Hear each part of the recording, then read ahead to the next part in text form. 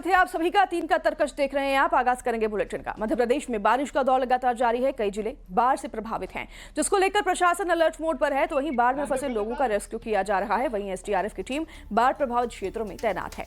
मुरैना में चंबल नदी खतरे के निशान से ऊपर बह रही है। तो वहीं विदिशा, खंडवा, खरगोन में बाढ़ जैसे हालात बने हुए हैं।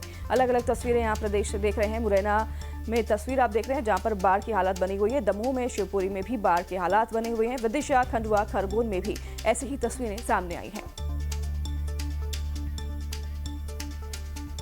अब बात खंडवा की, जहां पर बारिश की वजह से इंदिरा सागर डैम लबालब हो गया है, जिसके बाद डैम के गेट खोले गए हैं। इंदिरा सागर डैम से 12,440 क्यूसेक पानी छोड़ा जा रहा है। तो वहीं ओमकारेश्वर बांध से भी 19 गेट खोले गए हैं, जिससे कि 12,559 क्यूसेक पानी छोड़ा जा रहा है, जिसके बाद निचले इलाकों में अलर्ट जारी किया गया है। तो वहीं नर्मदा नदी का जलस्तर काफी बढ़ गया है। ओमकारेश्वर में नर्मदा घाट पर स्नान को प्रतिबंधित भी कर दिया गया है। पिछले कुछ दिनों में हमारे कुछ गेट्स खोले गए थे, लेकिन इस बढ़ी हुई आवक को देखते हुए इस पानी के जो आउटफ्लो है इसको बढ़ाया जा रहा है। इसको देखते हुए जो हमारे निचले क्षेत्र हैं उन सबको सूचनाएं कर दी गई हैं। लगातार लाउड स्पीकर्स के माध्यम से भी बताया जा रहा है। जो हमारी धार्मिक नगरी ओमकारेश्वर है, वहां पर जो नीचे दुकानें लगी थी उनको भी शिफ्ट करवा दिया गया है। प्रशासन का लक्ष्य यही है कि इस बढ़ते हुए पानी में किसी प्रकार की कोई जान माल की नुकसानी ना हो। मुरैना में बारिश से हालात बिगड़ गए हैं। यहाँ चंबल नदी खतरे के निशान से 5 मीटर ऊपर बह रही है, जिसकी वजह से कई गांव टापू में तब्दील हो गए हैं। इनका संपर्क जिला मुख्यालय से टूट गया है। तो वहीं एसडीआरएफ की टीम ने बाढ़ के में पानी में फंसे लोगों को निकालने के लिए रेस्क्यू ऑपरेशन शुरू कर दिया है। कोटा बैराज से पानी छोड़े जाने के बाद चंबल नदी में उफान आया है। तो वहीं प्रशासन की तरफ से बाढ़ पीड़ितों के लिए 161 राहत कैंप लगाए गए हैं। वहीं बाढ़ को लेकर प्रशासन लगातार अलर्ट मोड पे है। हमारे यहाँ टेटरा थाना, मुरैना ज़िले में टेटरा थाने में एक टीम लगी हुई है।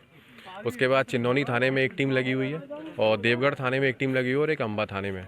और आज की डेट में टेटरा थाने में 15 लोगों को रेस्क्यू किया गया है। चिन्नौनी में लोगों को रेस्क्यू करने के लिए गए थे, लेकिन लोगों ने आने से मना कर दिया। बोट में बैठने से वो वहीं से सुरक्षित स्थान पर खुद चले गए हैं। और यहाँ पर 15 लोगों को रेस्क्यू किया गया देवगढ़। टोटल कितने लोगों का? टोटल 30 लोगों को आज रेस्क्यू। कोटा बैराज से खोले गए 12 गेटों का असर अब चंबल नदी पर दिखाई दे रहा है और मेरे पीछे आप देखेंगे कि चंबल नदी का जो जल स्तर है वो कहां तक पहुंच गया है। एक बार आपको दिखा देते हैं कि किस तरीके से चंबल नदी में उफान का दौर शुरू हो गया है, जिसका मुख्य कारण है कि कोटा बैराज से बीते रोज 2,90,000 क्यूसेक पानी छोड़ा गया था, जिस वजह से अब खतरे के निशान से ऊपर चंबल नदी बह रही है। यही वजह है कि अम्बा इलाके के 1 दर्जन से अधिक गांव को अलर्ट मोड में जारी किया गया है और इसके साथ ही सबलगढ़ कस्बे के कुछ गांव आते हैं, उनको भी अलर्ट मोड में रहने के लिए हिदायत दी गई है।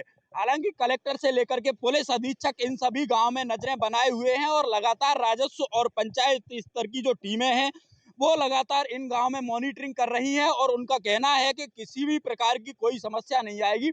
हमारी पूरी तैयारी है। 61 ऐसे राहत केंद्र बनाए गए हैं। अगर गाँव में किसी गांव में पानी अंदर घुसता है तो उन गांव के ग्रामीणों को तत्काल जो राहत कैंप बनाए गए हैं उनमें शिफ्ट करने के लिए भी व्यवस्था पूरी कर ली गई है। इसके साथ ही आपको बता दूं कि जो एसडीआरएफ से लेकर के स्वास्थ्य विभाग की टीम भी अलर्ट मोड पर है। किसी गांव में रेस्क्यू की नौबत भी आ रही है तो उन ग्रामीणों को तत्काल एसडीआरएफ की टीम है वो तत्काल उनको गाँव से निकालने का प्रयास कर रही है।